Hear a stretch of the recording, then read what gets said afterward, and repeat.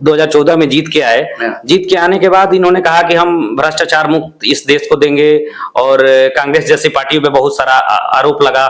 उस समय के कैग थे विनोद राय जी, उन्होंने रोज एक एक घोटाले के बारे में जानकारी दी, और बहुत सारा, जब ये चुनाव लड़ने के लिए मोदी जी आए तो खुले मन से बोलते थे कि हम उन सारे भ्रष्टाचारी लोगों को जेल में डालेंगे।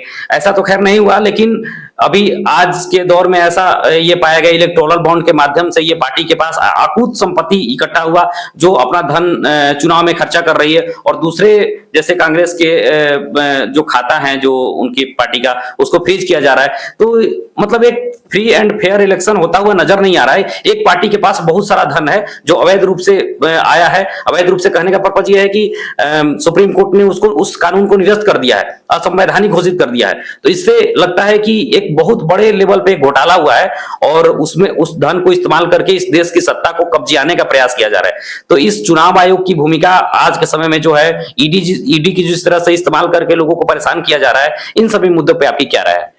बिल्कुल, आप जो बात कह रहे हैं कि कब्जाया जा रहा है सत्ता, ये सही बात है कि जो इलेक्शन कमीशन है उसकी भूमिका इस समय संदिग्ध है।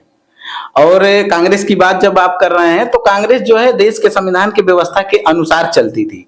जो तत्कालिक सरकार है जो 2014 से चल रही है, वो अपने मशीनरी, सरकारी मशीनरी का दुरुपयोग कर रही है। जो सरकारी मशीनरी ईडी है, सीबीआई है, वो सरकार के लिए काम नहीं कर रही है, वो पार्टी भाजपा के लिए काम कर रही है, अमित शाह और मोदी के लिए सिर्फ काम कर रही है। और ये आप देखिए, गिरी हुई बनी हुई सरकारों को ये बार बार गिरा रहे हैं, कोशिश कर रहे हैं। महाराष्ट्र में देख लीजिए, झारखंड में देख लीजिए, हॉट शेडिंग वगैरह हो रही है, बिहार में सरकार गिरा दिए, और तत्काल जो सिटिंग मुख्यमंत्री हैं वो सब जेल में जा रहे हैं। मतलब जो जहां की 8 करोड़ 9 करोड़ आबादी अगर चुन के मुख्यमंत्री बनाती है, एक यूपीएससी पास किया हुआ व्यक्ति, उसको इतना कहां से सह मिल रहा है कि वो सिटिंग मुख्यमंत्रियों को जेल में डाल दे रहा है 2-4-10 सवाल पूछ के। और बाद में ऐसा होता है कि 6 महीने बाद जब चुनाव खत्म हो जाते हैं तो वो क्लीन चिट हो जाते हैं, बरी हो जाते हैं। अरविंद केजरीवाल दिल्ली के मुख्यमंत्री तत्कालिक जेल में हैं। आपने देखा चुनाव आयोग की भूमिका, जब चंडीगढ़ में मेयर का चुनाव हो रहा था कि इलेक्शन कमीशन का जो व्यक्ति था वो खारिज कर रहा था उसको, जो उनके वोटों को, और कैमरे में वो पकड़ा गया था। सुप्रीम कोर्ट में उनको बार बार माफी मांगनी पड़ी, सरकार को माफी मांगनी पड़ी, बहुत उनकी तौहीनी हुई। फिर क्यों? ये निर्लज्जों की सरकार है, इनको कोई फर्क नहीं पड़ता है कि देश का वेलफेयर हो या ना हो, व्यक्ति का वेलफेयर हो ना हो, इनको बस सिर्फ सत्ता चाहिए।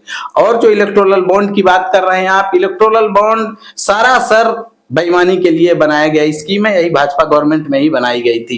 एनडीए गवर्नमेंट में इसलिए नहीं कहूंगा कि एनडीए गवर्नमेंट में जो अलायंस की पार्टियां हैं वो सरकार में सिर्फ नाम के लिए आते हैं, कोई वो काम नहीं कर सकते हैं। उनकी पार्टी का जो क्षेत्रीय दल के लोग उनके साथ अलायंस में है, वो एक अपना काम नहीं करा सकते, अपने क्षेत्र के लिए वो मूलतः एक सड़क नहीं पास करवा सकते हैं, बेहतर ट्रांसफार्मर नहीं लगवा सकते हैं। सिर्फ ये भाजपा की सरकार है।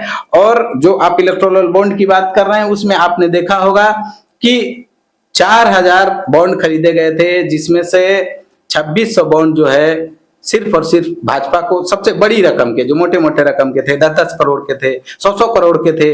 और जिनके यहाँ खासतौर से आज ईडी ने छापा मारा, सीपीआई ने छापा मारा, 2 दिन बाद पता चला कि उन्होंने इलेक्टोरल बॉन्ड खरीदा है और वो भाजपा ने उसको कैश कराया है। तो ऐसा हुआ है कि चंदा दो और धंधा लो, इस टाइप का भाजपा सरकार चला रही है।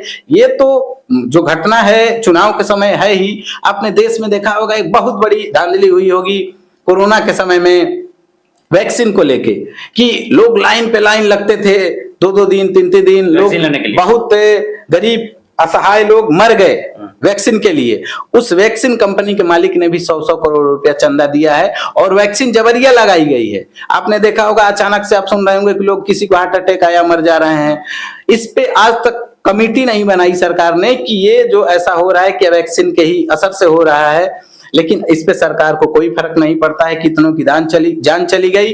और जो तत्कालिक आपके प्रधानमंत्री हैं, भले क्लीन चिट पा गए, सीबीआई उनकी है तो पा गए हैं, लेकिन वो व्यक्ति दंगाई रहा है, उसका इतिहास दंगाई का है। जो तत्कालिक गृह मंत्री है वो तड़ीपार रहा है, जेल का रहा है, अपराधी रहा है। ऐसे लोगों को जब आप सरकार में लाएंगे तो लॉ एंड ऑर्डर सही नहीं रहेगा और देश की व्यवस्था बेहतर नहीं जाएगी। और आप कोरोना में देखे होंगे कि लोग मतलब अपने घरों से, यही नीतीश जी जो आज लगातार मुख्यमंत्री रहे हैं 18 साल 19 साल तक, हम बिहार के हैं, बाहर हम लोग फंस गए थे, हम लोग अपने घर नहीं आ पाए थे, घर के लोग इतने चिंतित थे क्योंकि अचानक से एक सरकार आई और कही कि 2 दिन के अंदर में आप अपने अपने घरों में अफरा तफरी में जैसे भी पहुंचना हो पहुंच जाइए, ऐसे स्कीम लाए गए। जबकि ये चाहते तो पहले से कंट्रोल कर सकते थे।